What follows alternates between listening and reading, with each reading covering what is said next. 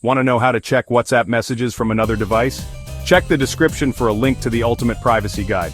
Alright, let's break down how people access WhatsApp messages remotely and why this is such a hot topic. Maybe you want to monitor your child's chats, maybe you're just worried about your own account security, or maybe you just want to switch devices seamlessly. The key? Knowing what's possible and what's actually safe. First up, WhatsApp Web. This is the official way to view your messages from another device. Grab the device you want to use. Could be a laptop or even a tablet. Go to web.whatsapp.com. You'll see a big QR code on the screen.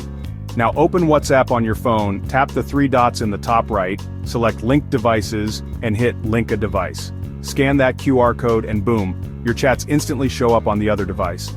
It's super convenient if you're working across devices, but remember, anyone with access to your phone, even for a few seconds, could link your account without you knowing. Next, let's talk about linked devices. WhatsApp now lets you connect up to 4 devices, even if your phone goes offline. The setup is almost the same as WhatsApp Web, but you can stay connected longer. It's perfect for people juggling multiple devices, but again, be careful who gets their hands on your phone. Now, there's a lot of buzz about third-party apps that claim to let you spy on someone's WhatsApp. Honestly, most of these are scams or flat-out illegal. Not only do they risk your privacy, but you could actually be breaking the law. There are real-world scenarios where monitoring makes sense, like parents keeping an eye on their kids, or maybe you're double-checking your own account for hacks. Just always get permission, and stay ethical. So, quick recap.